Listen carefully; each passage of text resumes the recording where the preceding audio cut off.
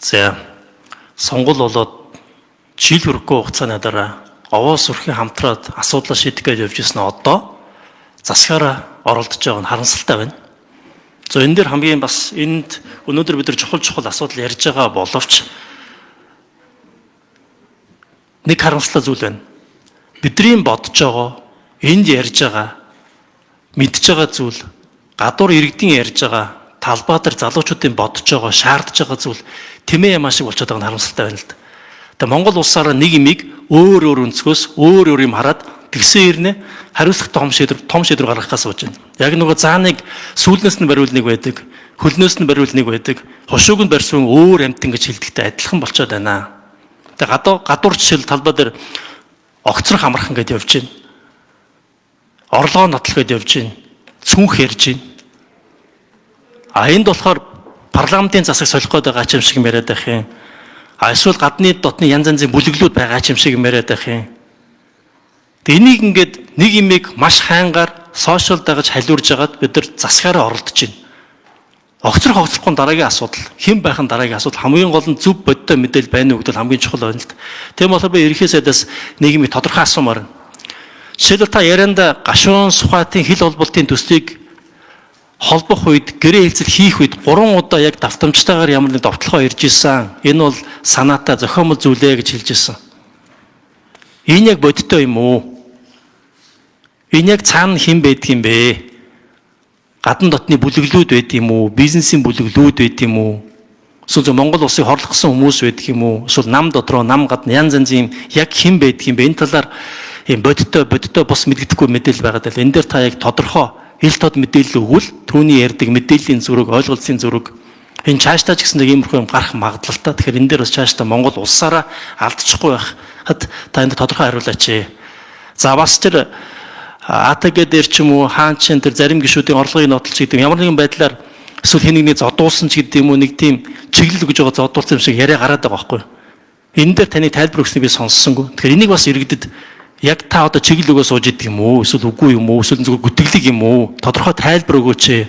Ийм тодорхой мэдээлэл байхгүй болохоор улсаараа өөр юм бодоод засгаараа оролдоод байна. За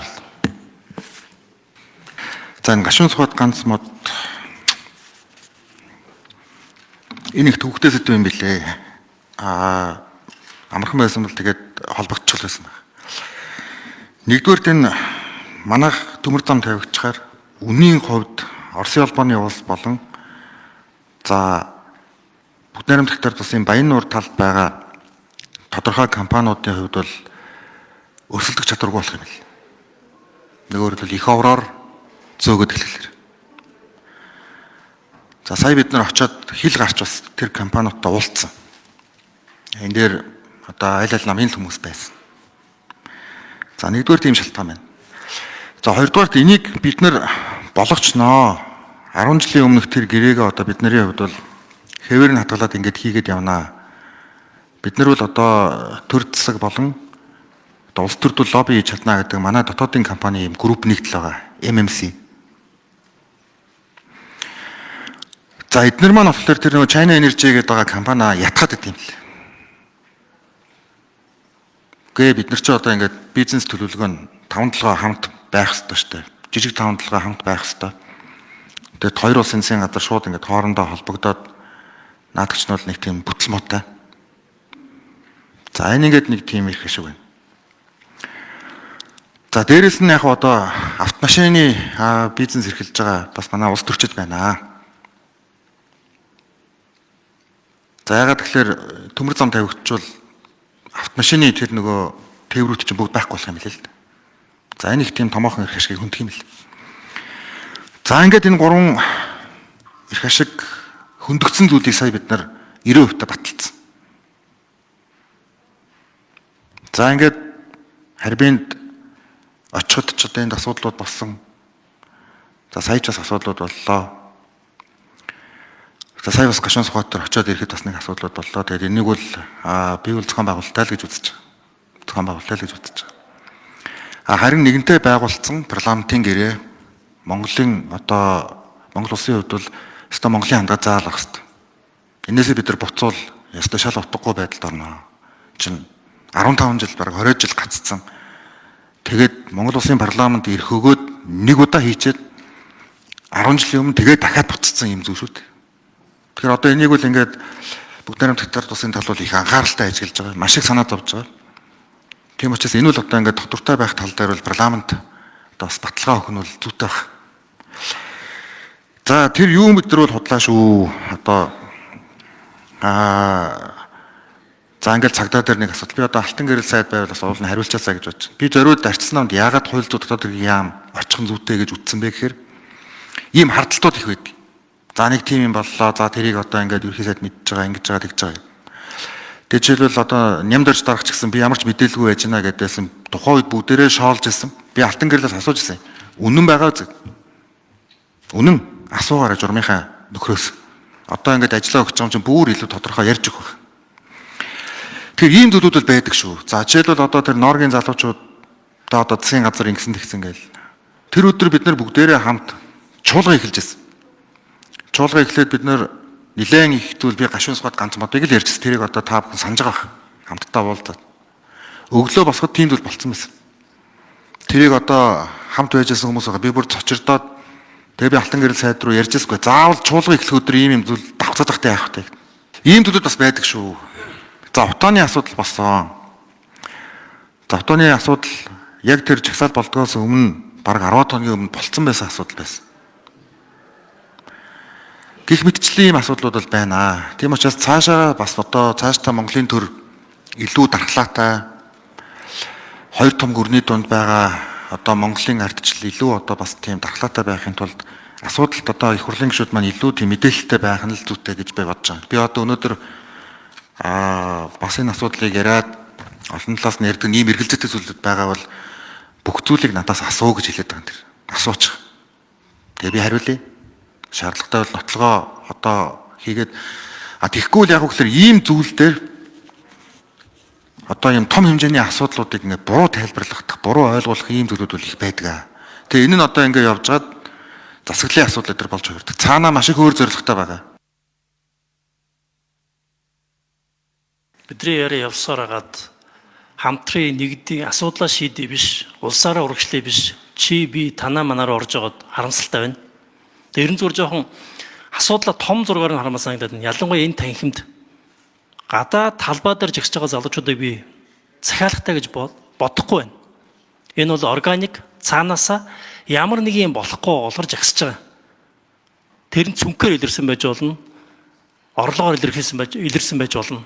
Гэтэ бид нар цаана яг юу хүсэж байгаа, яах гэдэг нь ойлгох хэрэгтэй байна. Ялангуяа энэ танхимд Монгол улс сүүлийн 30 жил яг энэ засаглалынхаа хэлбэрийг бүрэн олж чадаагүй түнтгэнсээр байгаа. Улс төр нь ингээд тогтгохгүй болоор эдийн засгийн өсөлт хөрөнгө оруулалт байхгүй болчиход байгаа юм аа.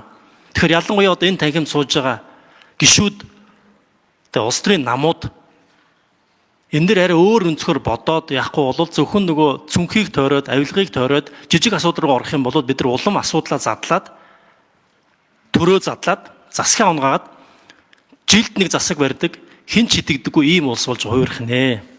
Тэгэхээр энэ 126 та парламент бол одоо бидний шинэ засаглалаа олох гэдэг нэг эрэлхийлэл энэ дээр жишээлбэл одоо манай гишүүд ч гэсэн дээр алдаа хийж эхэлж байгаа. Бид бүгдээрээ шинэ болохоор суралцж штэ.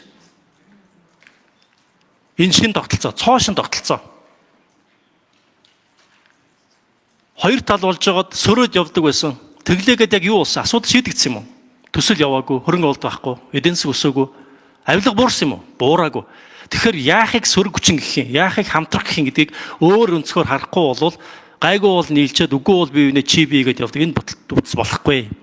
За тэгээд өнгөрсөн сонгуулийн дараа ардын намаас хүн намыг засгийн хамтарч ажиллахыг өрссөн. Бид бодож байгаад олол ярьж байгаа шийдсэн. Яагаад гэвэл хэн нэгэн сайдыг ч юм уу хэн нэг намыг дэмжиж байгаа дэ биш. Энэ хамтрах ёстой. Энэ 126 дахь шинэ парламентын тогтолцоог төгөлдөл зөв төлөвшүүлэх ёстой гэдэг үднэс бид нар орсон. Хамтарсан цаг сайн ажилласан гэж бодож байгаа. Аль намууд нь сайн ажилласан. Манайхаас жишээлбэл Шадар сайд, Дор чанд, Боловсролын сайд Наран баяр нар орж ажилласан. Сайн мэрэгчнүүд маш шаргуу ажилласан. Эрчим хүчний реформыг эхлүүлсэн биз дээ. Тогоо тасалтай хөрөө сууж байгаа ш бид нар 20 30 жил хийж амжихгүй л байсан. Эхлүүлж чадсан. 2-3 тэрбум долларын хөрөнгө босгосон. Одоо энийг оруулж ирээ дараагийн ажлыг хийн гэж тасалдах юм уу? тэр түншүүд яах юм? Хүлээлт яах ингээд асуудал байна. Боловсролын жилийг 2026 онд боловсролын жил бол зарласан. Энэ дэр асар олон ажил хүлээгдэж байна. Сургууль цэцэрлэгийн хөрөнгө оруулалтууд байна. Багшийн хөгжил, цалин нэмэх. Энэ ажил яах юм? Одоо хаягдах юм уу? Чи би гэд бүгдээ нураагаа дуусгах юм уу? Нам хожиж болно. Улс төрчид хувьдаа хожиж болно. Гэхдээ эцсийн дундаа Монгол бас хохирох гээд байна. Энэ л хамгийн санаа зовж байна. Хамгийн аюултай нь нэг засгийн газартаа биш, нэг хүндээ биш, нэг сайдтай биш.